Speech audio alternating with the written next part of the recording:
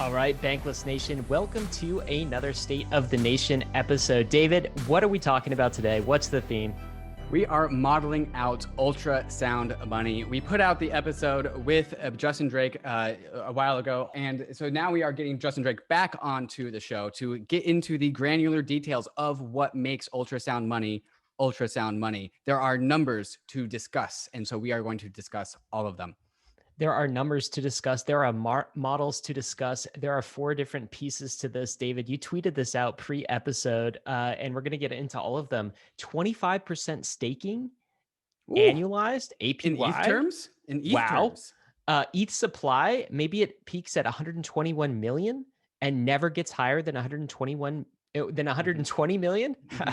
Kisses 120 million and comes back down. Long-term ETH supply target, possibly 100 million. So that's the coming down part, and the potential for sell pressure to be reduced by 90%. Justin Drake has brought the models behind some of those astounding facts that I think very few people have actually looked into. I mean, the first exposure to EIP 1559 and to the merge, the staking merge in a comprehensive way, I feel like was almost the podcast that we did with Justin on Ultrasound Money. Now that was very metaphor driven, that was very high level to help people understand the narrative. Now this is the supporting data. This is the supporting numbers, the supporting financial projections behind all of this. So I'm super excited to dig into this. And David, all-time high ETH, coincidence? I don't know. I think not, sir. I think knew this episode was coming. I choose to believe that as well. All right, David, what's new in the community before we get to Justin? Got to talk about badges. If you are a Bankless Premium member, pick up your badge. We've been saying it for 2 weeks. Definitely do it. Pick up your badge. This is the week. We're doing more raffles this week. So check your email for that email from Lucas at banklesshq.com. If you have issues with that, email support@banklesshq.com. Also, David, we've got a killer episode coming up on Monday. You want to just give a taste of what we're going to cover in that episode? Yeah, this episode makes some very, very bold claims. We like to make bold claims on the Bankless podcast, but this one is brand new. Josh Rosenthal, who is probably a name that most people aren't familiar with, but he is a historian of European art, money, wealth, history. And we make the claim that we are on the cusp of a digital renaissance that is equal to or larger than what the Renaissance that came in the 1400s. And the connections here are in the 1400s, we invented the Gutenberg printing press. Thank you. And also double entry bookkeeping. And in the modern day, the printing press is now the modern day internet, and the modern day double entry bookkeeping is blockchain. And that actually is unlocking a brand new renaissance, a crypto renaissance. And he did a fantastic job just going through the history and drawing the parallels. We talk about Renaissance meme culture. The meme culture actually started perhaps in the 1400s. We talked about the parallels between Martin Luther and Satoshi. And we talk about what so cool. And so there's a lot of awesome through lines here. And it's actually already been one of my favorite episodes to come out of the Bankless pod. When we were recording that, David, I had just like goosebumps almost the entire time when Josh was speaking, just talking about these various parallels between the kind of the old Renaissance and this Renaissance. So be sure to check that out, Bankless Nation. As well, David, DHARMA is still cooking some things up. They wanted us to let you know that they have now rolled the DHARMA app out. They have a direct connection to your bank account in all 50 states in the US. And David, when people ask like me about DeFi, especially my friends who don't know much about them, I'm increasingly pointing them to start with the DHARMA app because that is a great onboarding experience, direct from their bank account to DeFi in one tap. Super cool. Anything else you want to say about DHARMA? Yeah, we know retail season is coming, and DHARMA is probably the best place to send retail who are still looking for like that kind of TradFi experience of like, just good UX, but it's DeFi in the back, right? And so one tap separates you between your dollars in your bank account and ultrasound money on Ethereum. Ooh, dharma.io, guys. Check that out. Download the app. All right, David, I'm going to ask you the question I ask at the beginning of every State of the Nation. What is the state of the nation today, sir? The state of the nation, it was going to be bullish, Ryan, but I was but we've chit-chatting. used that. We've been bullish but we've before. used that before. And I was chit-chatting with Justin before the show, and he asked him for inspiration or ideas about what the state of the nation is. And he said, ultra bullish. And so the state of the nation today is ultra bullish, as you can see if you go and look at the ETH price chart, and as well what will be an ultra bullish episode coming to your ears in just a moment. You know what's crazy, dude? I have 2 emails waiting for me. One is a 80-page report on why Ether is sound money, and the other is an institutional report. These just came out today. An institutional report, I should say, around Ether as an asset. Ultra bullish that the narrative is spreading, both in institutional side, and the story of Ether, the asset, is spreading among analysts too. So I've got tons of reading to do, but like it's all ultra bullish news. And it all feeds back to what Justin presented to us the first time around with ultrasound money, right? So much of those reports tie into the ultrasound money thesis. And so, tip of the hat to Justin for really pioneering this message. And I'm absolutely stoked to bring him onto the podcast in here in a second. This is what Bankless is doing, helping to develop the narrative layer, the meme layer, also helping to spread the education of what these Bankless systems are doing in the real world. We're going to get to Justin in just a minute, but before we do, we want to thank the sponsors that made this episode possible. Bankless is proud to be supported by UNISWAP. UNISWAP is a new paradigm in asset exchange infrastructure. Instead of a cumbersome order book system where trades are matched with other humans, Uniswap is an autonomous piece of software on Ethereum, which is what Ryan and I call a money robot. No human counterparties or centralized intermediaries, just autonomous code on Ethereum. Input the token you want to sell and receive the token you want to buy. Something brand new in the Uniswap ecosystem is the Uniswap Grants program is now accepting applications for grants. We have been saying this for a while and we'll say it again. DAOs have money and they are in need of labor. If you think that you have something to contribute to the Uniswap DAO, apply for a grant to Uniswap. Just look at the size of the Uniswap treasury. It's almost $3 billion. This mountain of capital is looking for labor.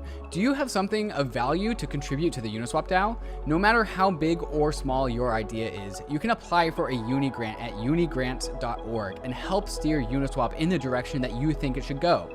That's exactly what we did to get Uniswap to be a sponsor for Bankless, and you can do the same for your project. Thank you, Uniswap, for sponsoring Bankless. Balancer is DeFi's most powerful automated market maker. Typical AMMs just have 2 tokens inside of one liquidity pool, which can lead to fractured liquidity across the many pairs in DeFi. With Balancer, you can access the full power of multiple tokens inside of one single AMM, which unlocks an entirely new playing field of possibility. This makes Balancer an awesome building block for so many different use cases. Balancer pools can make asset indexes, but instead of paying fees to portfolio managers, Balancer lets you collect fees from traders who use your portfolio for liquidity. Additionally, Balancer smart pools can be programmed to have properties that change according to predetermined rules, such as changing the swap fee based on market conditions, or even liquidity bootstrapping pools, which can help you launch and distribute your token with day one liquidity. At Bankless, we used a liquidity bootstrapping pool to sell our BAP t-shirts to much success. Balancer V2 brings powerful new features that makes your money work even harder for you. In V2, idle tokens are capable of generating yield in DeFi without sacrificing liquidity in the pool. To top things off, Balancer is reimbursing all gas costs with BAL rewards, meaning that all your gas costs are returned to your wallet with the Balancer governance token. Balancer's mission is to become the primary source of liquidity in DeFi by providing the most flexible and powerful platform for asset management and decentralized exchange. Dive into the Balancer pools at pools.balancer.exchange. Bankless Nation, welcome back. We have Justin Drake back on the podcast again. This is the 3rd podcast video show recording that we are doing with Justin. He, of course, is an Ethereum researcher. He was on 2 podcasts with us previously. One is on ultrasound money. The other was on cryptography. Both incredibly important episodes for you to listen to and understand part of the Bankless canon. Now, Justin, how are you doing today? Doing great. We are excited about this episode, and we're going to be sharing some models that you put together in a few minutes around some of the concepts that we really dove into quite deeply in the Ultrasound Money podcast. So we're going to put some numbers behind some of the concepts we were talking about. But before we do, I feel like we need to maybe ground the audience again in understanding Ether as an asset. And of course, we talked about the properties that are coming online for Ether soon, in particular EIP 1559, which adds a fee burn component, and also the advent of full proof of stake and the shutting off of proof of work. We're calling that the merge. Those are all important concepts in the case for ultrasound money. But there's also another analogy that I think Bankless listeners are familiar with that we want to get into here, and that is the analogy of ETH as a triple point asset that David and I have used so often before. And the concept of ETH as a triple point asset is similar to sort of the states of matter that people might have learned about in science. I don't know, 7th grade science, 8th grade science, wherever you learned about that, perhaps lower as well. So, and the concept is that matter can be one of three states. It can be a solid, it can be a liquid, and it can be a gas. And Ether as an asset can also be one of three states. It can be a solid, so it can be staked as a capital asset. It can also be liquid, so it can be used as a money. And it can also be used as a gas. So it can be used as a combustible consumption good to purchase Ether block space. So that is the triple point asset thesis and the triple point asset model for money, which we have used. And it's kind of cool because it maps very directly to the asset superclasses. Like an asset can either be a capital asset or a money or a commodity, and Ether can be all three of those. You have now extended that metaphor a little bit with a new analogy, adding sort of this temperature dimension to Ether as a triple point asset. Can we start there? Can we dig into that? So tell us about the temperature analogy you wanted to share with the Bankless community. Yeah, so I think the temperature metaphor is, as you said, a generalization of the triple point asset. So not only can we look at the individual state of, let's say, water that will represent money, Ether, but we can look at more fine-grained temperatures. So, for example, money, you could have money as a long-term investment, which is kept cold in the fridge. So that's kind of cold money. Or you could have hot money, which is, for example, if you're a day trader or if you're an exchange processing lots of withdrawals and deposits in a hot wallet.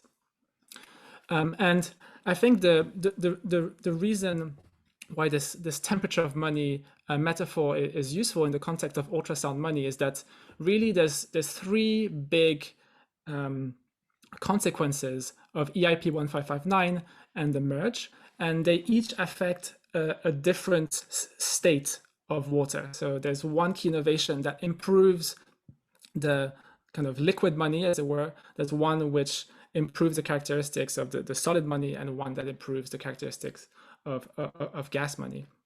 And one of the interesting things, I guess, is that, as you say, Ethereum is this unique asset. It's a triple point asset in the sense that, in addition to being this money in this narrow band, between 0 degrees Celsius and 100 degrees Celsius, it's capable of breaking boundaries which were not previously broken. So it can break down the 0 degree and kind of freeze itself, but it can also break down the 100 degree kind of threshold and vaporize.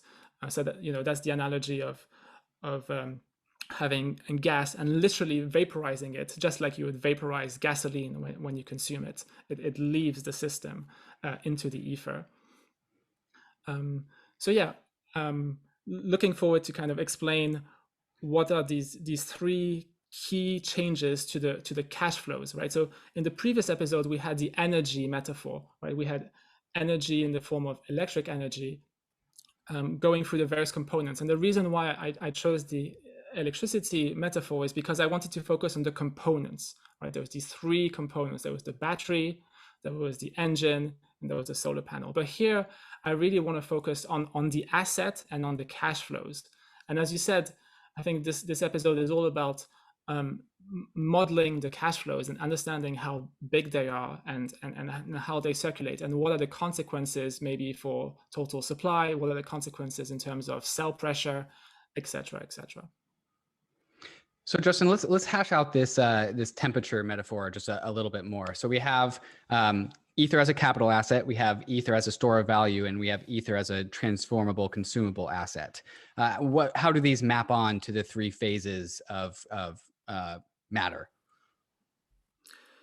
Right. So maybe the easiest one to understand is the solid state, right? So when you have Ether and you lock it, you're essentially freezing it because you're really reducing the velocity of money. You're putting it in deep freeze. And one great example of this is staking in the context of the beacon chain, right? When you want to unstake, there's a defrosting period, if you will. A thawing period, right? A thawing period, exactly. Thank you. And we're also seeing this in the context of DeFi, where you have the notion of total value locked, like the locked at the L kind of suggests that there's some freezing going on. It's a spectrum. Like different DeFi applications might have different temperatures. So, for example, Uniswap might be somewhere maybe close to the freezing point, or just past the freezing point, in the sense that the Ether in Uniswap technically can be removed with a single transaction. And actually, if you want to sell a ERC20 for ETH, you can do that immediately. But what we've observed, kind of on a holistic standpoint, is that the collateral is sticky, right? So we did have things like the vampire attack with SushiSwap, where liquidity would go from one place to another, but it still stayed within the realm of DEXs or the realm of DeFi. If you look at total value locked on DeFi pools, it just goes up only. And we also can talk about the metaphor of MakerDAO, right? So like Ether is collateral inside of MakerDAO, and in theory, Ether in MakerDAO is also just one transaction away from becoming liquid on the secondary markets. But when we look at a systems level perspective, MakerDAO has over $3 billion worth of DAI preventing that Ether from becoming thawed, right? So that Ether in MakerDAO is stuck behind a $3 billion DAI supply that is keeping that Ether being used as a cold store of value. It's frozen in its place, right? And so in the Ether in MakerDAO, we would be frozen Ether, very cold Ether, right? Not liquid, not available to the secondary market, and definitely not being burned because it's not being used as transaction money. It's just cold Ether, frozen, right? Yeah, that's exactly right. I mean, if you place your Ether as collateral and you take a DAI loan, for example, to buy a car or to buy a house, right? Your income is going to allow you to gradually repay that loan, but it might take a decade for you to repay your Maker loan. So if we're painting the holistic picture here, right? So we're almost looking at this whole spectrum of like temperature mapping to Ether, the asset. And on the far left side of the spectrum, what we're talking about is Ether. If we're thinking of Ether as like, say, water, it's below 0 degrees Celsius. So it is frozen, but there are degrees of how frozen it can be. And I'm guessing that you might say, Justin, that like the far side, the coldest Ether can actually get is when it's staked, right? As like sort of, it's not slushy. It's not in this in-between area. It's like deep freeze, very cold, locked inside of the staking contract. And maybe Ether locked in DeFi might be a little right to that. So it might be like, negative 10 degrees Celsius or so, and getting close to the thawing point, something like that. So actually, you can go even more extreme than staking. So you could, for example, artificially put some sort of time lock on your ETH. You could say, I'm going to lock my ETH for 10 years. I'm going to create a smart contract that does that. They're kind of artificial and no one really does it, but in theory, you could do it. But there's something that does happen naturally, and that's the process of losing coins or accidentally sending them to the zero address. So that's kind of 0 degrees Kelvin. It's like maximum, negative temperature, and it's interesting because you've taken money and you've made it so cold that you've denatured money. It's no longer money, right? Technically it's a balance somewhere, but it's no longer money. It's denatured because you can't move it anymore. It's frozen. forever. And you could say the same thing, for example, for the parity multisig wallet. So there's this very famous bug where there's basically over 500,000 ETH, which is provably at 0 degrees Kelvin. And yeah, it's basically no longer money. And the interesting thing is that when you go at the opposite end of the spectrum, you have very, very similar behavior, because on the hot side of things, on the boiling temperatures, you're basically destroying ETH, you're vaporizing it, and removing it from the supply. So you kind of have the spectrum, and it turns out that on each extremes, you have very similar behaviors. You're basically improving the monetary qualities of Ether, right? Because on the cold side of things, you're kind of taking liquidity, like literally liquidity, and you're kind of freezing it and slowing it down. And on the other hand, you're kind of vaporizing it and having it leave the supply. And this is kind of a geeky kind of math analogy, but I study mathematics, so I'll share it. So when you do projective geometry, you have a line that goes negative infinity, all the way to on that side and that side, and you introduce this one point called the point at infinity, where basically these two lines meet at the point of infinity. So you can kind of think of it as a circle, and kind of from a monetary standpoint, the two extremes are really the same place. The same place. And the interesting thing about Ethereum is that you can think of it as a machine to take this liquid money and push it to the extremes. On the one hand, you're incentivizing this liquid money to become frozen, and on the other hand, you have this other mechanism where you're incentivizing this liquid money to vaporize. And so these are two very strong kind of scarcity engines that will suck out all the liquidity in its liquid state. And by vaporize, what you're talking about is essentially literally being burnt through EIP 1559. That's it becoming vaporized, right? Yeah. So this is what I mean by vaporized. Guys, Justin Drake today brought his own sound effects. That was the sound of Ether being vaporized in EIP 1559. Okay, right, so go ahead, Justin. Yeah, post EIP 1559, every time you make a transaction, you should imagine this sound in your head. And that's one of 3 sound effects that we have on standby. And I want to make sure the listeners are up to speed with why we're talking about this temperature metaphor, because we're about to go into Excel sheets and perhaps talk less about metaphors and talk more about numbers.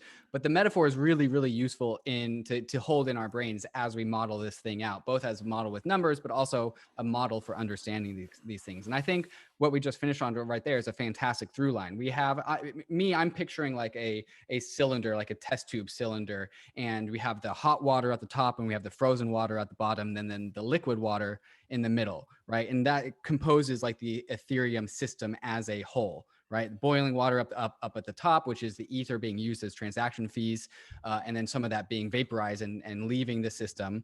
And then also we have Ether being deep freeze state, in cryo at the very, very bottom, which is ETH locked in DeFi and ETH being staked. And the through line here is that currently in Ethereum, we have a very, very liquid center. And there's not that much boiling off the top, and there's not that much frozen at the bottom. But that's what is all about to change when we introduce EIP 1559, which really starts to turn on the boiler at the top, and a lot of Ether is being vaporized up at the top. And we are also introducing staking, which is freezing a lot of Ether at the bottom of the cylinder by incentivizing Ether to be locked in the staking contract. And then there's also something to talk about with being locked in DeFi. That's like the slushy Ether, the half melted, half not. But what's really changing is that this liquid center, where there is what Justin, you've called a fire hose of water being added into the system, which is Ether issuance from proof of work, is actually going to be constricted into perhaps just a much more modest garden hose. And that liquid center is actually going to become much smaller in relationship to what is being boiled off the top and what is being frozen down at the bottom. And so this temperature frame of reference is we're going to come back to this throughout the rest of this episode as we talk about some of these numbers, more explicit numbers as we model out ultrasound money. Justin, you want to add anything to that? Yeah, so I kind of want to highlight the 3 cash flows that are, I think, important for this discussion. The first cash flow, you mentioned it, is issuance. So issuance is you have just new liquidity that comes out of the sky. And right now it's a huge amount of issuance. It's like, as you said, it's this fire hose of liquidity. And the market has to bear with it. It's like this huge amount of sell pressure. It's costly to run proof of work. One of the big innovations of proof of stake is what I called economic efficiency in the previous protocol. We're reducing by, let's say, 10x the cost of consensus. So that's cash flow number 1, issuance. Cash flow number 2 is related to this warm side, this hot side of the spectrum, the burning. It's supply. Right, so we have a new mechanism to reduce supply, and this is kind of where ultrasound money meme came from, right? Because we have deflation, but really the ultrasound money is a very holistic meme, with strong fundamentals, with many pillars. This deflation aspect is just one of them, one which is easy to communicate in this kind of catchphrase. If Bitcoin's sound money, then ETH is ultrasound money. So that's cash flow number 2, supply. Cash flow number 1 was issuance. Now, cash flow number 3 is basically the ETH as collateral, and like how much ETH will be drawn out from this liquid center and kind of frozen. And basically what we have here is when we have the merge, the transaction fees will be in 2 parts. One part will be burnt. We've already talked about this, but another part, which is the tip, is not burnt. And that goes directly to the validators. And so that will increase the staking APR. And that's basically going to increase the power of the freezer, right? We're going to go from -5 degrees to -10 degrees, or I guess, the APR could be like the degrees that you're targeting. So we're going to set it, let's say, at -25 degrees, right? So that's a 25% APR. And it's going to be so cold that it's going to like freeze like a lot of the neighboring liquidity. So yeah, these are the 3 cash flows that we could highlight one by one. Before we get to all of that, so can we talk about the part that we haven't talked about in depth very much, which is sort of this liquid piece right in the middle? So we talked about the freeze side, that is staked ETH, frozen ETH used in collateral. We talked about the burn side, that is it being vaporized by EIP 1559. And of course, we use that analogy of new liquidity is coming into the system via issuance right now. And right now, there's a lot of issuance, like 4.2% or something issuance annualized per year is coming into this squishy middle part. There's not a lot staked, and there's nothing being burnt. So we don't have the engine, and we don't have the deep freezer. Let's talk about this middle portion, because that's mostly what we mean when we talk about money, right? It's kind of liquid. It can be used as a store of value. It can be used as a medium of exchange. It can be used as a unit of account. It can actually be spent. Is there anything more we need to talk about in this liquid phase, or do we just need to hear the sound effect, Justin? You tell us. Yeah, I think the sound effect is very important. So let's go ahead. This is the liquid phase. Yes. So we have 100 million Ether roughly, which is in this liquid phase. If we remove the 3 million ETH, 4 million now in the deposit contract, and the Ether locked in DeFi. So we have this 100 million pool, which is slushing. And as you said, Ether is used as money. It's used as money in the context of NFTs. It's used as money in the context of trading. It's a unit of liquidity, right? On Uniswap, like 95% of the volume is this is ETH pairs. It's and one of the interesting things is that this traditional power of being money is what Bitcoin has explored, right? So you can think of Bitcoin as exploring this range from 0 to 100, and with Ethereum we can really push the limits, as I mentioned. But yeah, within this liquid phase, we have all the various use cases for Ethereum, but we have this kind of internality, this externality, I guess, which is that the issuance is this necessary evil that we have to deal with, and it's flooding us, and we're drowning in liquidity at the moment. And this issuance is representing a huge amount of sell pressure. We're talking tens of millions of dollars every day, and so one of the things that one of the things for which we have a spreadsheet is looking at the sell pressure and how much it will be reduced, and we're talking billions of dollars of relief from this sell pressure. Okay, guys, so that's the metaphor going into the models. And just quick recap, and we'll do it with sound. So right now, Justin, you said there's about 100 million or so of the total supply of ETH. And I don't know the total supply of ETH off the top of my head, 115 million? 115 million, yes. Yeah. Okay, let's say 115 million total supply of ETH right now. 100 million is liquid. What does that sound like? That's our 100 million ETH liquid, the vast majority of it, the bulk. Now, we're starting to get some ETH that's frozen. It's frozen in the staking contract. I'm going to say 6 million or so frozen in the staking contract. We also have some ETH frozen in DeFi, 4 million frozen in the ETH staking contract. Justin's correcting me. We have some ETH in DeFi as well. What does that sound like?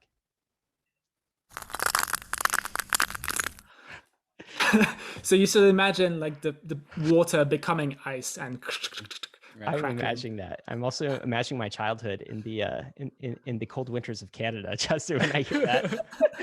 All right, so and we have not yet fired up the furnaces. We have not yet started to burn ETH, but remind us again, what's that going to sound like when we start burning?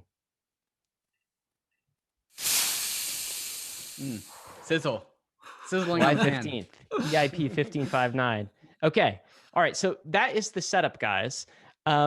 Let's dive into the numbers. And there are 4 models that you've put out recently. And I think maybe, Justin, you could give us some context on why you created these models and how you came up with them. But for those that are watching and listening to this, I'm going to quickly go over them at a high level. One, we're going to look at the ETH peak supply model, and you're claiming that ETH peak supply could be 120 million, no more than 121 million ETH ever created. We're at 120 million, not 120 million. Yes. I keep saying it's the Bitcoiner in me, Justin. 120 million could be ETH peak supply. Right now at 115. So we're going to get into that model. That's model 1. Model 2 is the road actually going backward in time, going back in terms of supply, the road back to 100 million. Because again, we're going to start burning ETH, and we might be able to reduce over the next decade 20% of the total supply of ETH. What's that burning sound again, Justin? Got to hear that burn. Nice. And vaporizing. Vaporizing from 120 million to 100 million. That's model 2 we'll get into.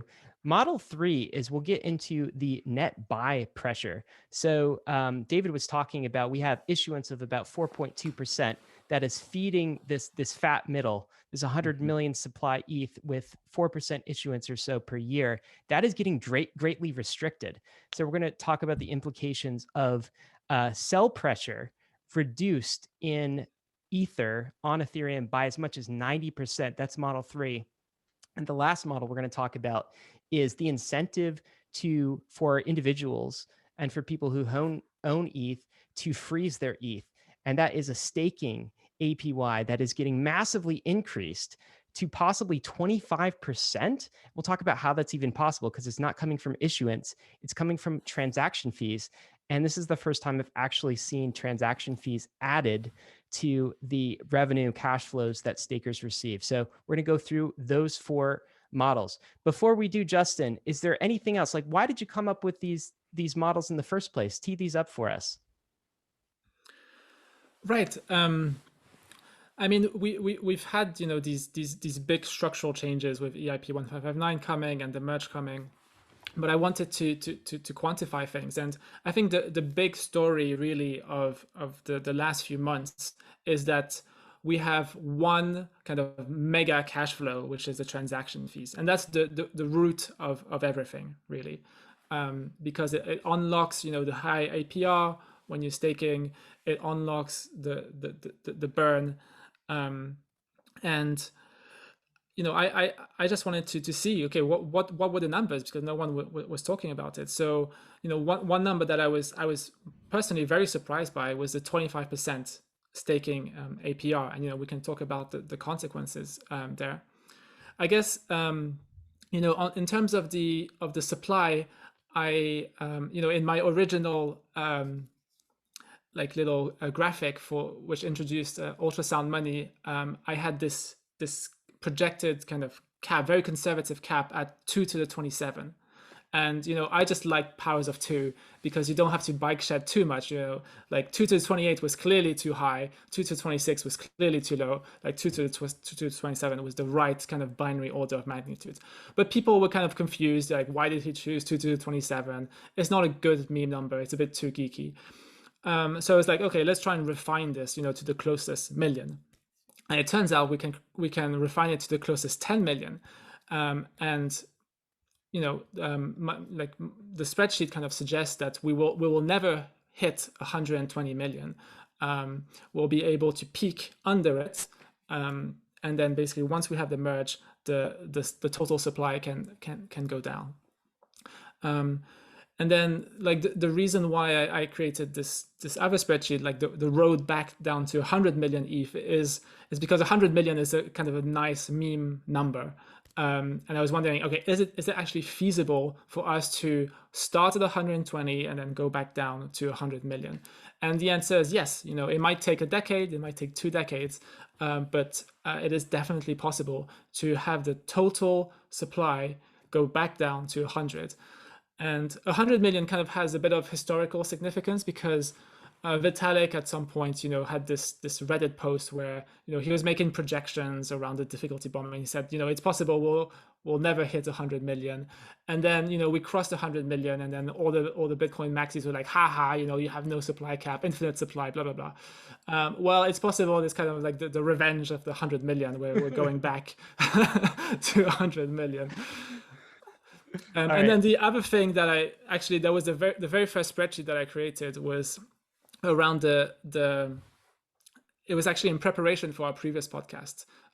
So the sell pressure, right? In the previous podcast, I said that EIP 1559 and the merge combined is going to be the equivalent in terms of reducing sell pressure of both the deposit contract and Grayscale combined. So 7.2 million ETH annually, right? So it's like a huge amount of relief in terms of sell pressure that we're going to have from these two kind of economic innovations, sci-fi economics, the EIP 1559 and the merge.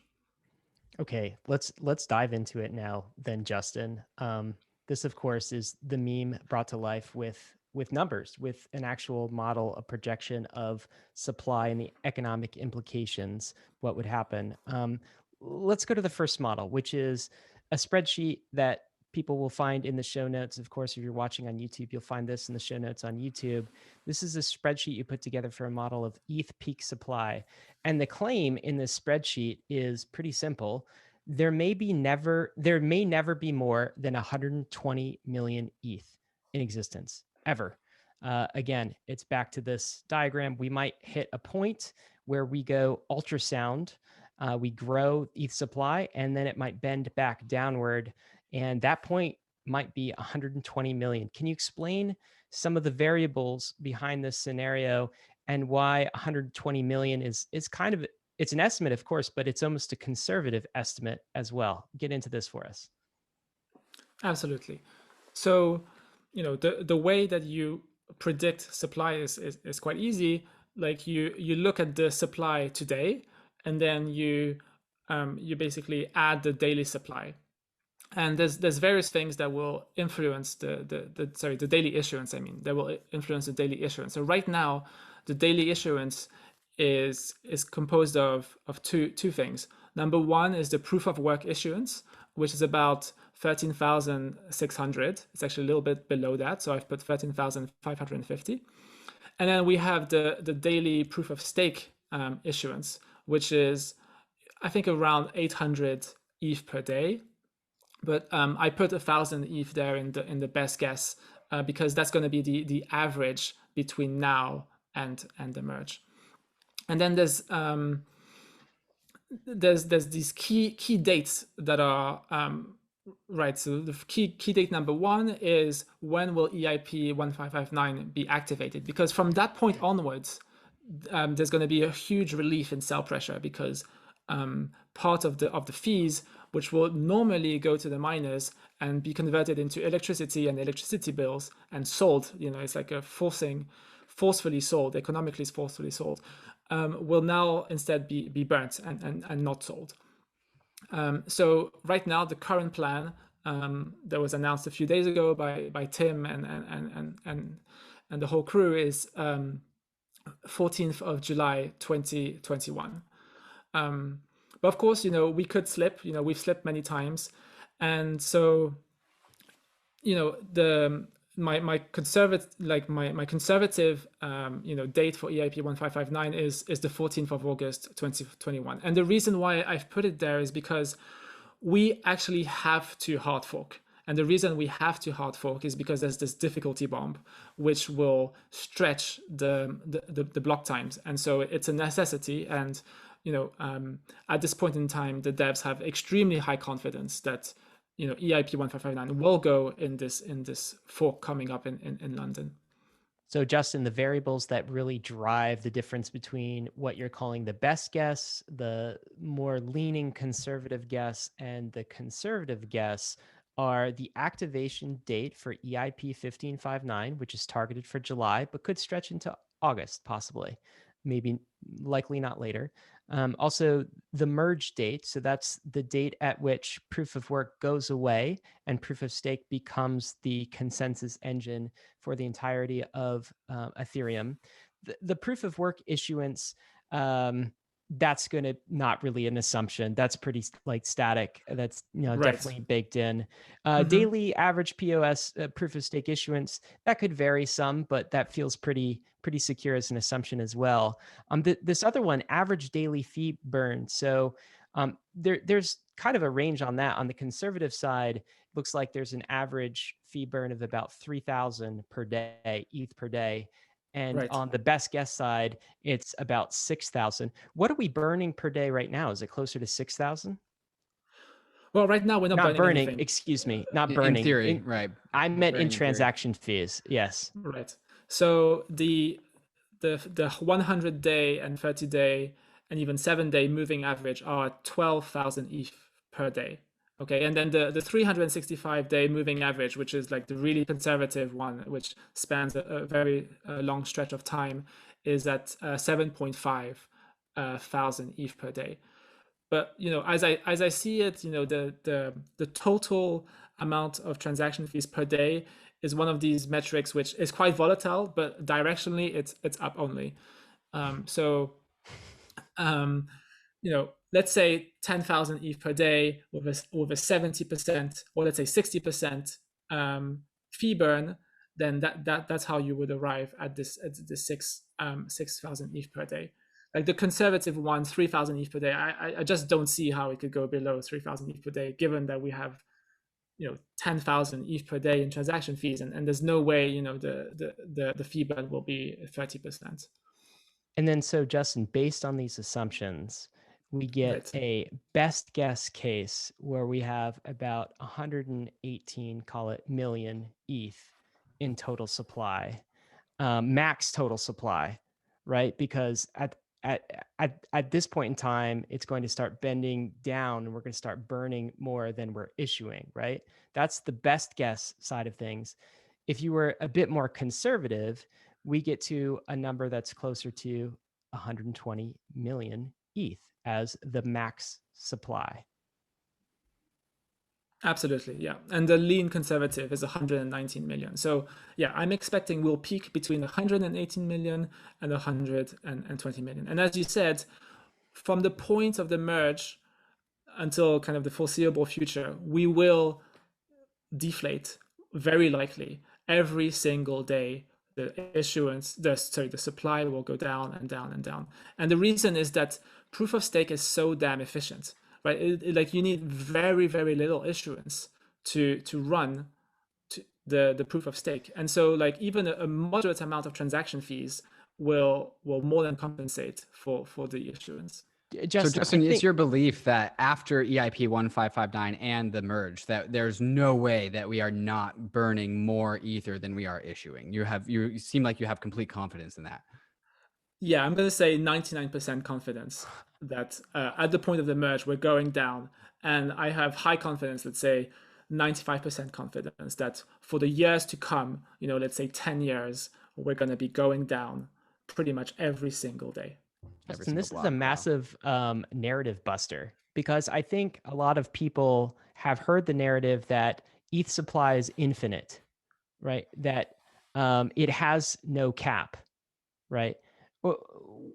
What's the difference between those narratives and what you're showing in the model? Because I think people even hearing this are so used to hearing the narrative being told that like ETH supply is infinite, ETH has no cap whatsoever. ETH will continue to issue more and more into the future. What's the difference between those narratives and what and the model here? Because I think people are still who are hearing this might still have a hard time, I guess, rationalizing the difference here, because this is not the narrative that is in mainstream. Like few know about this. I'm not sure how many people have actually worked through the numbers and have a model like this in their mind, but it has to be not very many. So can you talk about that? Right.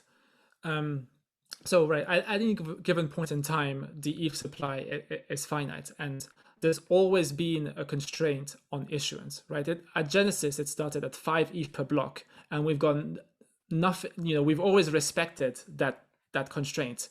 We've gone down, to 3 ETH per block and 2 ETH per block, but we've always been constrained from day one. Now, the claim that ETH has no cap is actually technically correct.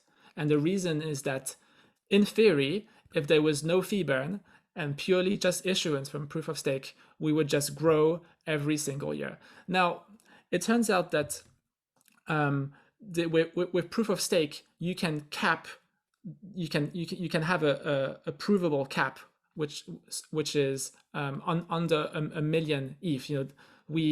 The plan right now is to basically cap the rewards beyond 33.5 million ETH stakes. So beyond that point, there won't be any more supply, and that represents roughly a 1 million ETH issuance maximum per year. But in practice, what's likely going to happen is that we're going to be burning significantly more than 1 million ETH per year, at least for the foreseeable future. And so in practice, not only are we going to have a finite supply, which is de facto capped, it's not in theory capped, but it's de facto capped, but it's even better than a supply cap. It's a decreasing cap. And this is where the ultra comes in. I think we get to what we get to do with this narrative where, many Bitcoin maxis will come and say that Ether has no supply cap. But now with proof of stake and EIP 1559, we get to say, well, there's no supply floor. Like it could just keep on going down. Like it could go in the opposite direction and there's nothing to stop it from going lower. Equally true, isn't it? Yeah. There's no supply floor. Fantastic. Yes. All right. Well, let's go to the second model here. So the first claim was there may never be more than 120 million Ryan. ETH. I gotta stop saying that. 120 million ETH, and this is the model that kind of shows it. The second claim is, I think, equally interesting, but is also part of the first claim, in that the supply might be going down, and it might go down as low as 100 million in a relatively short period of time. So walk us through the model where we get to 100 million ETH supply, a decrease of like, 20 million from 120 million in 12 years time. Right. So I was asking myself, can we reach this meme number of 100 million ETH in supply? And basically, there's three key parameters or assumptions that you need to set. The first one is how much ETH is being staked.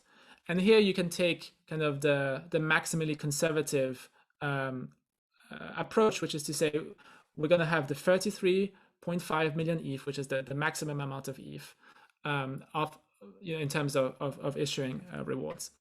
The second assumption is the daily EVM fees in the long term, right? So right now we're roughly order of magnitude, we're at 10,000 ETH per day in transaction fees. Now I mentioned, there's good reasons to believe that the fees, total fees, is up only. By the way, when I say total fees, I don't mean the gas price, right? I mean the gas price multiplied by the number of transactions. So, we can have our cake and eat it too, because we can have low gas price and lots of transactions with scalability, and have this high daily EVM fees.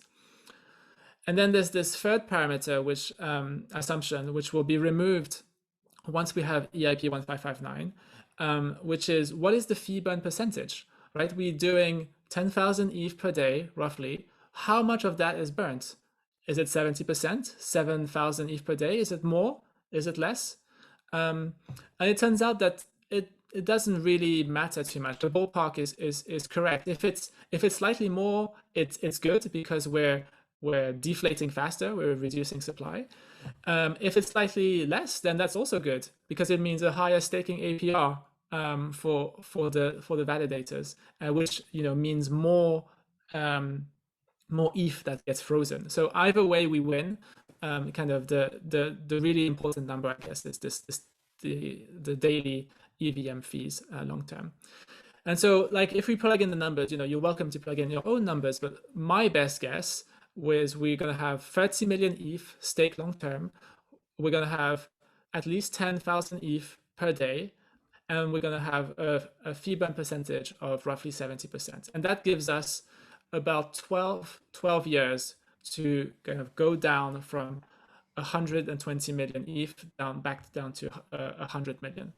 So basically to vaporize 20 million ETH, it will take 12 years.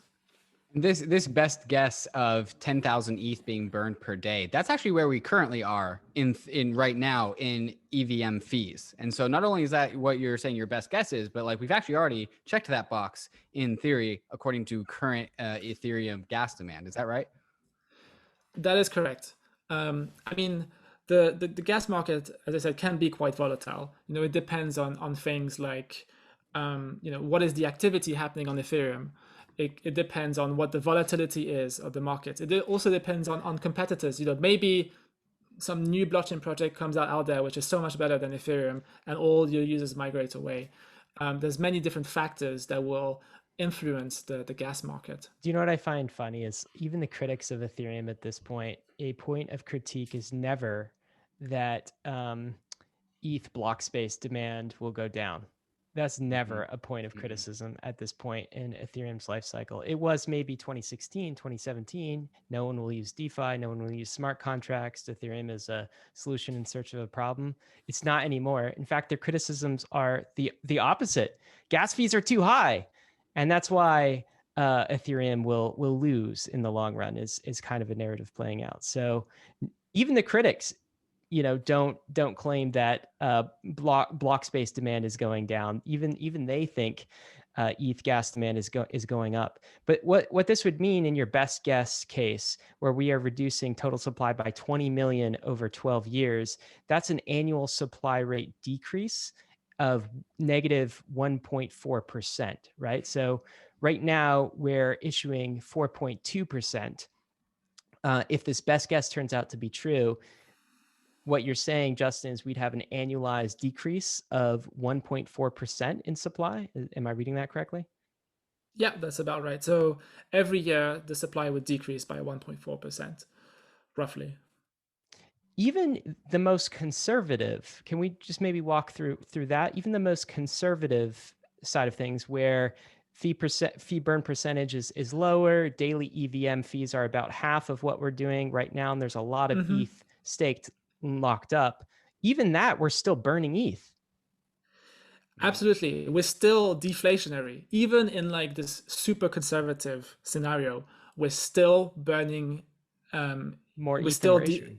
Exactly, right. That's crazy. Okay. All right. So that's the second model is the road to 100 million ETH supply. And you can see how that works out. Fork these, put your own variables in, put your own estimates in. These are all available in the show notes if you'd like to view them and fork them and play with them. This next model I think is really interesting. And you said you prepared this model, after you were thinking through the Ultrasound Money podcast. This is a model called net cell pressure reduction. And the way I think about this model is right now we've got cell pressure coming from issuance and coming from transaction fees of about 8.1 million ETH per year. And what you're saying is that pipe is going to be reduced by a lot. It's going to be reduced post EIP 1559, post merge to about 950K per year, ETH per year. I think that's if you take the daily and you sort of annualize that. So that's like an 88% reduction. So another way to say this is, I think this model is claiming that there's about to be a cell pressure reduction of about 88%. Can you talk through this model with us? Right. So this goes back to proof of work being extremely inefficient economically, and so here we need to look at several things. Number one, we need to look at what is the issuance of proof of work versus proof of stake, and proof of work is fairly stable. It's 13.6 thousand or 13.5 thousand ETH per day, and then for the proof of stake issuance, I'm assuming, let's say, so this, by the way, this was at merge, right? Right now we have about 4 million ETH staked, and I'm kind of assuming, let's say, 20 million ETH stake, which is very conservative. Like, there's no way, I don't think, we'll be at 20 million ETH at the point of the merge. But let's assume conservatively that we're at 20 million ETH staked. Then the daily proof of stake issuance will be 2.1 thousand ETH. Now, one of the things you need to look at is the profit margin of proof of work and proof of stake. For proof of work, you have a very small profit margin because almost all the ETH you're forced to sell economically to buy the hardware, to buy the electricity. So let's say that you have a 10% profit margin, but actually after tax, right? You have this income tax after, which is about 50%. The 10% becomes 5%. So basically 95% of the ETH that you receive, you're forced to sell.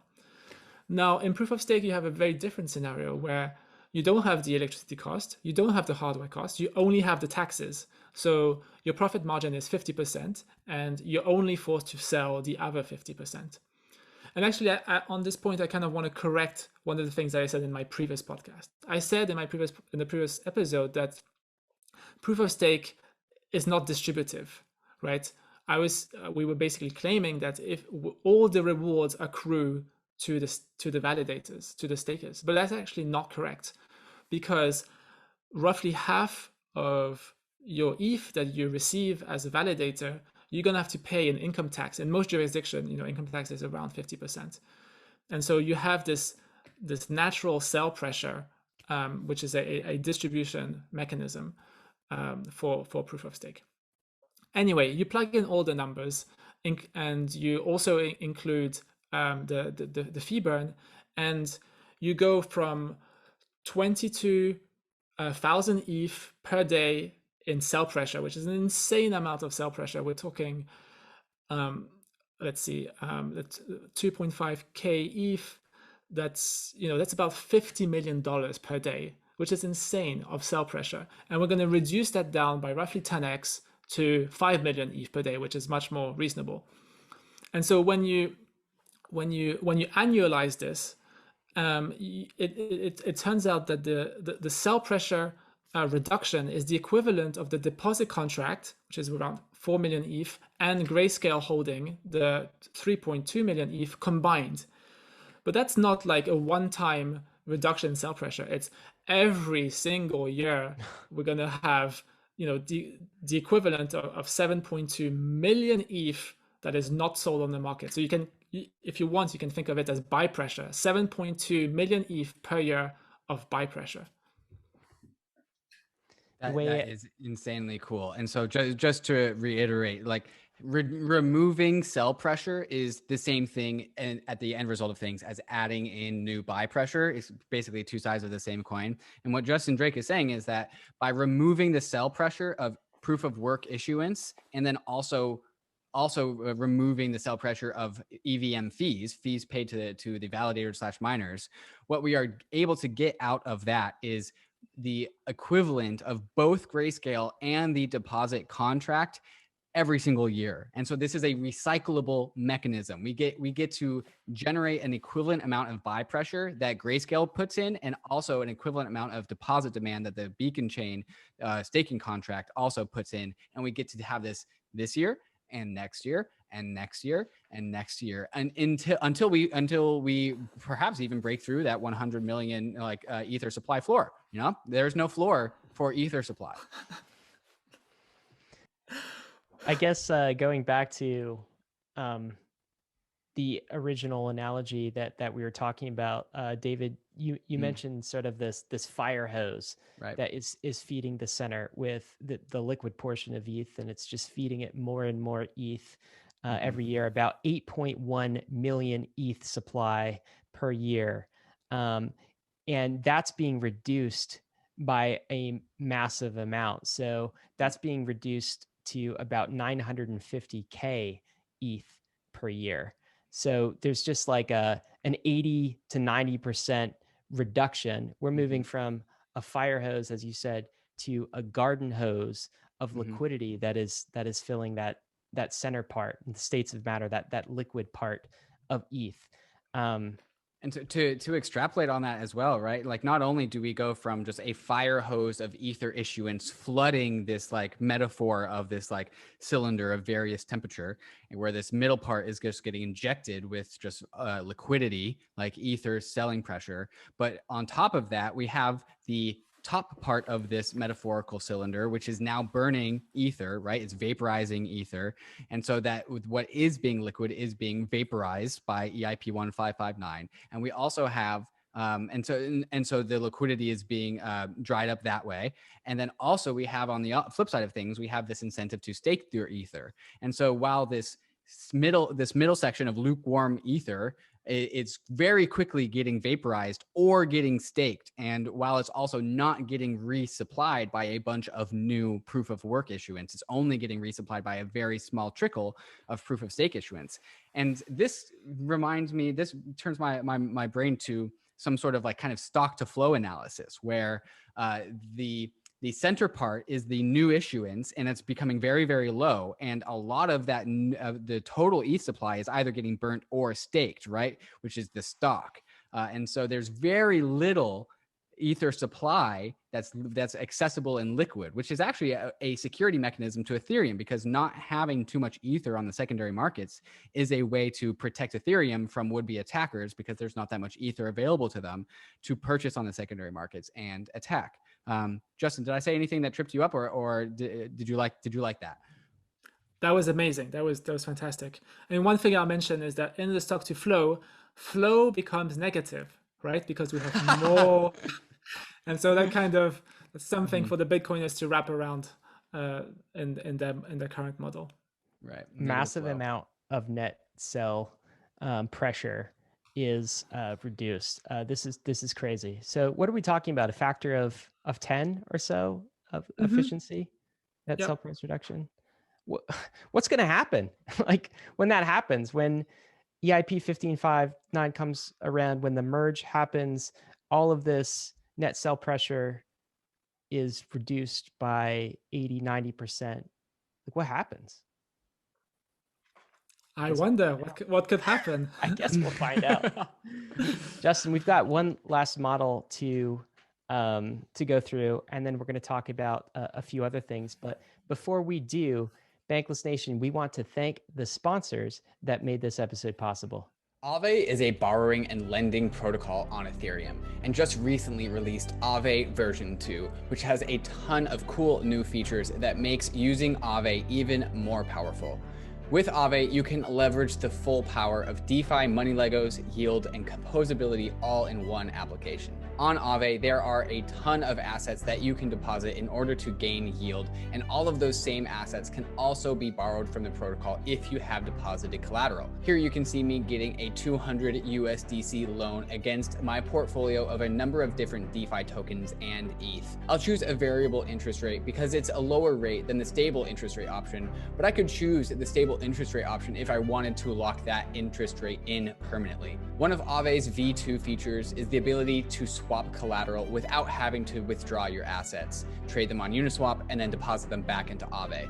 AAVE does all of this for you all in one seamless transaction, so you don't have to repay loans in order to change the collateral you have backing them. Check out the power of AAVE at aave.com. That's AAVE.com. Gemini is the world's most trusted cryptocurrency exchange. I've been a customer of Gemini since I first got into crypto in 2017, and it's been my main exchange of choice to make my crypto buys and sells. Gemini is available in all 50 states and in over 50 countries worldwide, and on Gemini there are markets for over 30 various different crypto assets, including many of the hot DeFi tokens, and it's one of the few exchanges that has liquid DAI markets. Gemini just launched their Earn program, where you can earn up to 7.4% interest on 26 various crypto assets.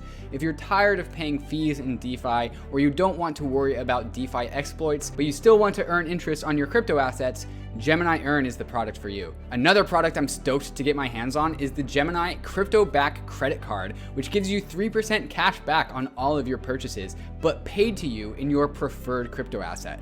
When I get my Gemini credit card, I'm going to make sure that I get my cash back in ETH. So whenever I buy something, I get a little bit of ETH bonus back to me at the same time. You can open up a free account in under 3 minutes at gemini.com/gobankless. And if you trade more than $100 within the first 30 days after sign up, you'll be gifted a free $15 Bitcoin bonus. Check them out at gemini.com/gobankless. Yes, we're getting to the fourth model. So Justin, I was just about to ask you how you get to a staking APR of 25% under your best guess scenario. Can you walk us through some of the variables here? Right. So we have three key variables here. Variable number one is how much ETH will they be staked when we merge? Because this 25% is at the point of merge, right? It will get arbed away as more ETH comes in and stakes. But I'm expecting roughly 6 million ETH staked when we merge. And the reason is because we're at 4 million right now. Coinbase is going to add another million, and then we're going to have maybe another million trickle through. And what's happening is that the APY is gradually reducing, right? So right now we're at roughly 7.8% APR, but with 6 million ETH we're only at 6.8% APR. So the incentives are going down as more ETH stakes comes in. Okay, second assumption is what are the daily EVM fees at merge? And I put 10K. As I mentioned, we're above 10K on the 7-day moving average, on the 30-day moving average, on the 100-day moving average. We're roughly at 12K. So that seems relatively safe, but anything could happen, I guess. And then there's the fee burn percentage, which is one of the things will be interesting to see when EIP 1559 comes in a few months. But yeah, I put it at 70%. And I guess one way to try and estimate it is to look at the slow gas price, right? So the base fee is meant to represent kind of the sustained demand for the basal level of demand. Yeah, the basal level, thank you. And so you can use that, and then you can just divide out you can just take that gas price, multiply it by 15 million gas, which is the current gas limit, and then divide it out by the total ETH received in fees in the blocks, and that will be one way to estimate a lower bound on the fee burn. But of course, it could be slightly greater than that because the slow gas price might be too conservative. And so when people were previously discussing like the yields from staking, they would really point out just issuance, and they didn't really. People forgot to include the tip, and people forgot to include MEV, maximum extractable value, right? And so when people are seeing this 25% APY, and maybe they're getting like sticker shock almost of like how high. Like no one thought that staking rewards would be this high because everyone forgot to integrate really high gas fees and really high congestion, right? And so it has been my takeaway, is that like people, not only did we not really understand the large implications of reducing issuance and burning fees, but we also didn't understand the net effect of MEV, maximum extractable value, rewards being paid to ETH stakers and ETH stakers alone. But this isn't MEV, is it, David? This is just fee. Doesn't include MEV. So MEV is a very broad term, and it includes various things. One of the things that it includes is what I call the native fee, which is the fee that's paid by specifying a gas price in the transaction. But MEV is broader in the sense that there's different ways that you can get paid. For example, Flashbot, what they have is a bundle mechanism where it's basically they have a smart they provide a gas price of 0 GUI, and instead you have a side channel payment, and the side channel payment happens in the contract, which pays the block proposer, which right now is the miner. So I guess what I'm saying is, like, I think what you're saying, David, is absolutely true.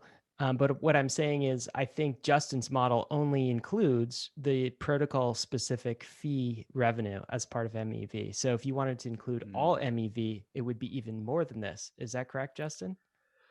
That is correct. But Flashbots have this dashboard, which is currently in beta, and I got the privilege to see it. And from my understanding is that the incremental MEV, which is paid in these bundles, is only about 5% additional.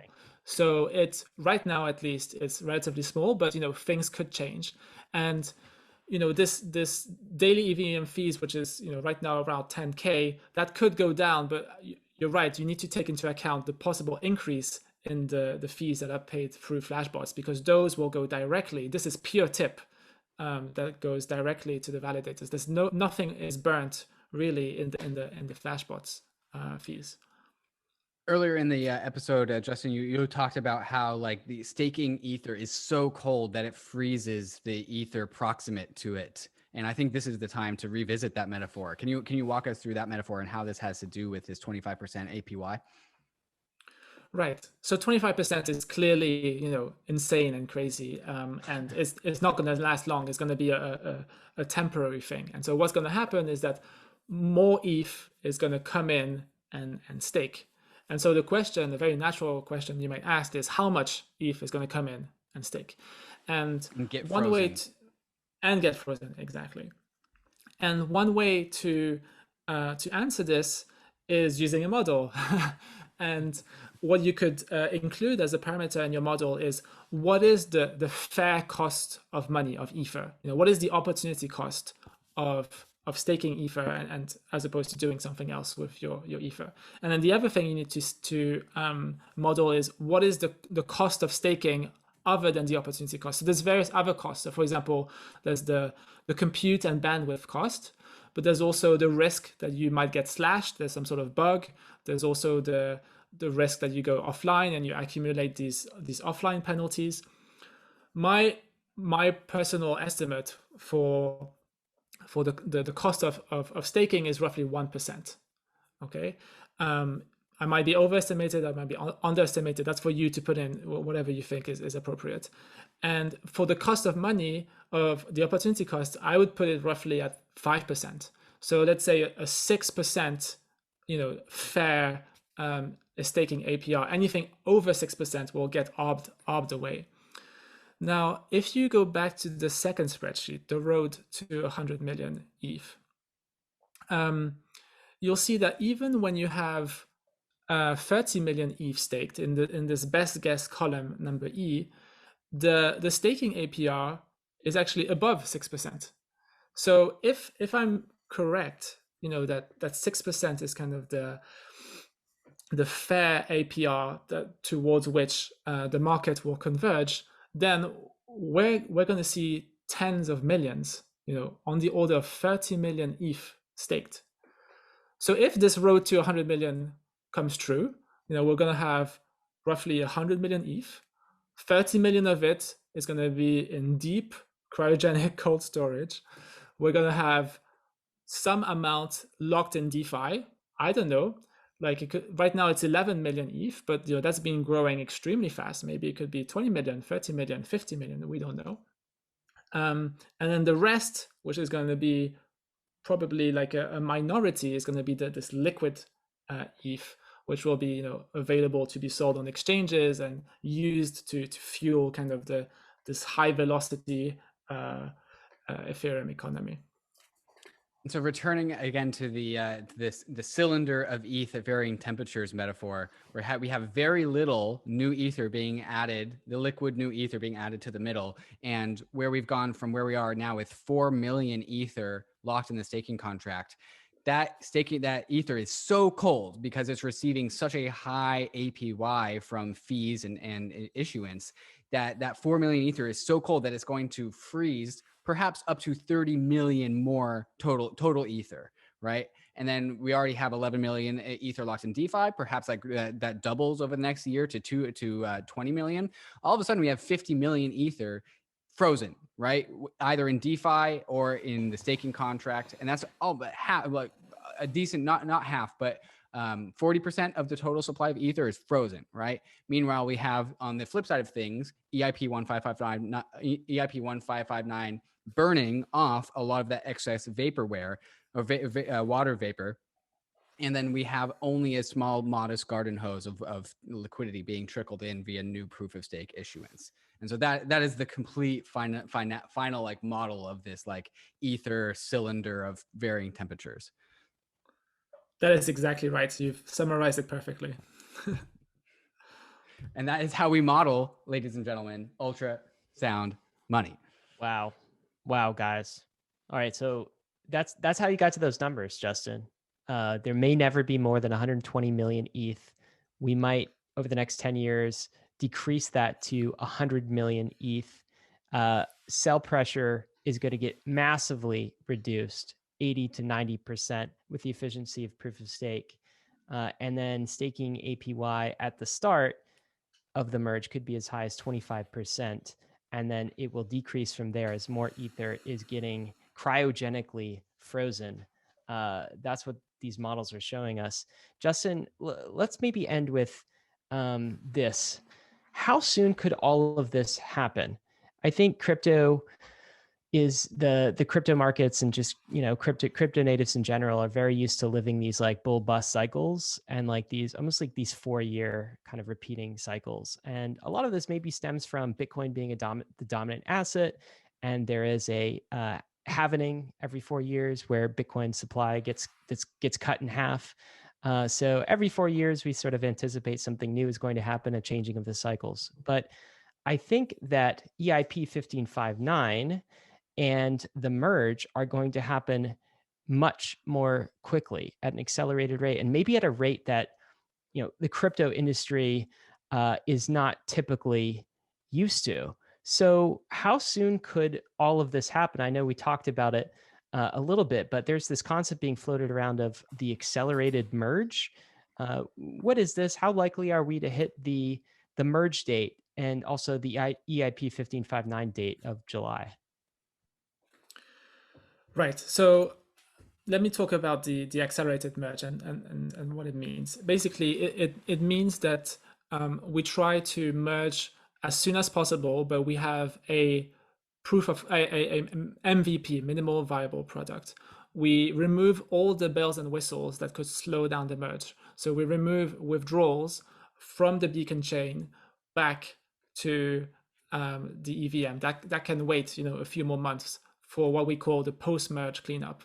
We don't enable transfers internally to the beacon chain. So if you want to transfer some funds from one validator to another, well, you have to wait a little bit more until the post-merge cleanup, because we really want to focus on this minimal merge. And we don't do fancy stuff like statelessness. So statelessness is kind of a sustainability / security feature, right? We have this massive state, and with statelessness, the validators don't need to store the state, which is very nice. But at merge, we're going to be asking the ETH2 validators to run a full ETH1 node with all the state. And like in terms of timelines, we've really tried to accelerate things, and that's for several reasons. One reason, as you can see, is that the cash flows are so large, the amounts of money are so extreme that one, this is bad for the environment, right? Because we're just pumping so much carbon in the atmosphere to pay for the electricity bills, on the order of $50 million per day. The other thing is that it's bad for the holders, the ETH holders, right? We have this fire hose of issuance, which is just drowning us in liquidity, which is putting a huge amount of sell pressure. Also, we have miners that have, issued some threats of violence, right? They've said, okay, let's try and show that we're strong and powerful, that we can control the network by amassing 50% of all the hash rate in a single pool. And honestly, I think the merge at this point is kind of overdue, right? Like we're 6 years in, right? Like the concept of proof of stake has been there even before the genesis of Ethereum. That was part of the roadmap from day minus 100. And really it's overdue. I mean, I think the fact that it took us 6 years really shows how difficult it is to change Ethereum, and how robust and decentralized, and how much due diligence we put in, and how we want to do things properly as opposed to doing things fast. But the beacon chain is now running with over $10 billion. Like, there's a lot at stake. It's been running essentially fine since Genesis. And I think if we were to merge, let's say in December, the beacon chain would be a 1 year old. So, we'd have a lot of value at stake for a long period of time. That's quite a bit of stress testing before we merge. So if you go to the ETH peak supply spreadsheets, I actually have the best case, lean conservative, and conservative scenarios. So my best guess is that we're going to merge the 1st of December 2021. And now the reason I picked this date is because it's the first anniversary of the beacon chain, which was launched on the 1st of December 2020. But of course, I kind of lean optimistic in general. So maybe, like people are like generally in the team, I'd say there's this rough consensus at this point that we want to merge as soon as possible, and that 2021 is a good development target, but it's not, an ultimatum. It's not something that we must deliver. We really want to focus on security first and foremost, because we don't want to put the whole Ethereum economy, hundreds of billions of dollars, on a beacon chain, which is not secure, and we don't want to risk all this value. So if we have to, we will delay, but because the merge is so minimal, it's so simple from a technical perspective.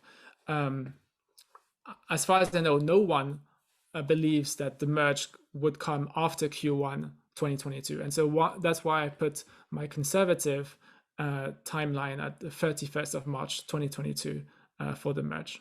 And Justin, this would be that accelerated merge, and then of course cleanup would need to occur afterwards, correct? Correct. Yep. Okay, and then the EIP 1559 date, that feels like it's pretty strong, pretty set. July 14th is looking like the very likely date, but your conservative guess on that was August 2021. Right. So, there's extremely high confidence from the person leading this effort that EIP 1559 will be part of London, like 99% plus confidence. It's happening. All the implementations are there. We have the test nets. It's all ready. You know, the EIP has been accepted. Like the real question is timing.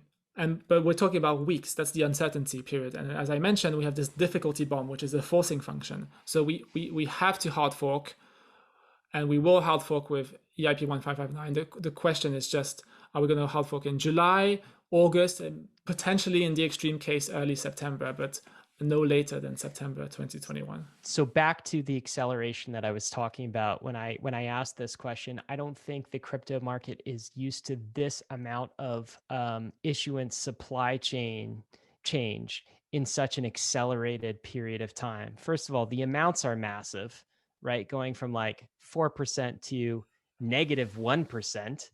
Like, and then also the timeline is greatly accelerated. We're talking about 9 months, maybe 12 months under the more conservative scenario. So I think that the crypto market, crypto investors, crypto people in general are going to have to get their heads wrapped around this accelerated timeline and the ramifications and implications of what you just laid out. And, you know, thanks for putting the models together for us. I think David's got one last piece he wants to cover, and then we'll let you go, Justin.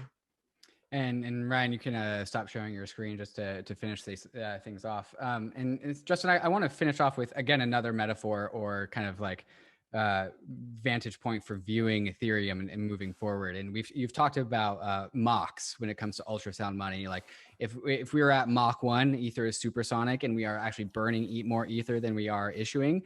But Machs can go up. Like we can hit Mach 2, which is twice the speed of sound, or what? But what does that mean for Ether the asset? If Ether the asset hits Mach 2, what does that mean? Does that mean is that actually an explicit thing? Yeah. So Mach 1 means that the fee burn exactly matches the issuance. So it's like as if we had a cap, right? The supply would not increase. It would be very similar economics to Bitcoin. And we'd be like sound money if we reach Mach 1. But if we reach Mach 2, what that means is that the amount that we're burning is twice as much than the amount that we're issuing. Now, by the way, this is long-term Mach 1, Mach 2, Mach 3. If we were to look right now in the present day, it's more like Mach 10. And the reason it's so high is because there's relatively little ETH that's being staked, only 4 million ETH. And so the proof of stake issuance is quite a bit lower. So this little diagram is actually assuming 20 million ETH, which is a far cry from the current 4 million ETH. So, you know, I tried to be conservative. But, you know, as you can see, you know, the 365-day moving average is at 7.5 thousand ETH per day. And the 300-day and the 100-day moving average are at Mach 4, which is 12,000 ETH per day. So these data points at the top there, they're acting like magnets, right, for the 365-day moving average. So we can expect that this moving average will keep on going up, cross Mach 3, and possibly even cross Mach 4. I think this metaphor will do a really good job of kind of explaining the differences between the Bitcoin strategy versus the Ethereum strategy. Because with Bitcoin, we have the halvenings, right? Is every 4 years, it's programmed into the protocol. It's a very ceremonious time for Bitcoiners. It's just like the time of the halvening. It's the time for all Bitcoiners get to come and celebrate the halvening of the supply making its way to the secondary market. But with Ethereum, I think we could have our own Machs, and we get to have Mach 2, Mach 3, Mach 4. And the difference is that with Bitcoin, it's programmed into the protocol, regardless of whether Bitcoin is ready for it or not. It is getting cut in half no matter what, regardless of whether the economics stand up. And Bitcoin is very much hoping that because of the halvening, it makes the economics stand up. But for better or for worse, the halvening is happening. With Machs, with Ethereum and going from Mach 1 to Mach 2, Mach 3, it's not programmed. It's not guaranteed. Ethereum has to earn it. Ethereum has to viably leveraging the just a native economy that's built on top of Ethereum, if it gets from Mach 1 to Mach 2 and then Mach 2 to Mach 3, it's because it earned it. It's because it made the economics work out like that. And so rather than having it programmed and imposed upon the system, the Machining, or going from Mach 1 to Mach 2, Mach 3, gets to be a ceremonious time for Ethereum people when we don't know it's coming or not. And when we finally hit like Mach 17 or whatever, and we get to rejoice in this new Machining. We need to figure out a better meme for this, but a new Mach level where we get to pat ourselves on the back. We like, we earned this. Like we got this done. Like it came to us rather than it being imposed upon the protocol. Ethereum was ready to reach this new speed of ultrasound money. That's my takeaway that I think is a nice juxtaposition. Absolutely. And I think this kind of shows the potential of the ultrasound money meme. Like really the whole thing started as a joke, right? It was supersonic money from Vitalik. And then it was upgraded from joke to meme with ultrasound, one word. And I think, we're moving towards ultrasound money with a space in between as becoming reality, becoming fundamentals. And as you say, these fundamentals are going to age like fine wine, right? Because if this up only thesis is correct in terms of the total transactions fees per day, this theme is just going to keep on maturing and maturing and maturing. And actually, if you want to facilitate the maturing process, not only can you participate, of course, on Ethereum and be part of the economy and pay these transaction fees, but this is a small plug. I'm looking for a website designer, backend and front end, to help with the website ultrasound.money, right? So I think there's a lot of potential there to show like really nice graphics of the daily burn and what Mach level we're at, and et cetera, et cetera. Wow, that is a very prestigious position. I think whoever ends up landing that job to help build out that website, that would be a pretty cool job to land for sure. Justin, thank you so much for spending time with us. This is number 3. And, wow, like you've just given us so much in terms of understanding what's happening with the crypto economics of this system we call Ethereum. And we just really appreciate you spending the time to do this. Thank you so much for having me. It was great fun. Bankless listeners, in the show notes, there will be some action items for you. And one of those is to review these models, the models that we went through with Justin. Super important. Play with them yourselves. If you want to adjust the assumptions, go do that. Give us your feedback. Also, listen to the Ultrasound Money episode again. I've had a lot of Bankless listeners tell us that they've had to listen to it not once, but twice, or sometimes 3 or 4 times to fully digest and understand that episode. I think that's a key precursor episode to this one. And I'll just say that I think this is the most important thing happening in crypto right now. And it doesn't get enough since the beginning, in my opinion. Yeah, but like especially right now, because it's going to happen over the next 9 to 12 months. It's going to happen so quickly. And Ethereum is the second largest crypto network, maybe moving into the first largest as a result of all of this. And people need to understand ETH's monetary policy, ETH's issuance schedule, what's happening with ETH 2.0, the fee burn, the implications of that, the merge, the reduction of supply implications of that. And so we're trying to bring that information out to them. This is alpha, this is understanding, this is where Ethereum is going. So thanks for tuning in. Thanks for tuning with us. As always, risks and disclaimers. Of course, ETH is risky. Crypto is risky. So are these DeFi systems. You could lose what you put in, but we are headed west. This is the frontier. It's not for everyone, but we are glad you are with us on the Bankless journey. Thanks a lot. Hey, we hope you enjoyed the video. If you did, head over to Bankless HQ right now to develop your crypto investing skills and learn how to free yourself from banks and gain your financial independence. We recommend joining our daily newsletter, podcast, and community as a Bankless Premium subscriber to get the most out of your Bankless experience. You'll get access to our market analysis, our alpha leaks, and exclusive content, and even the Bankless token for airdrops, raffles, and unlocks. If you're interested in crypto, the Bankless community is where you want to be. Click the link in the description to become a Bankless Premium subscriber today. Also, don't forget to subscribe to the channel for in-depth interviews with industry leaders, Ask Me Anythings, and weekly roll-ups where we summarize the week in crypto and other fantastic content. Thanks everyone for watching and being on the journey as we build out the Bankless Nation.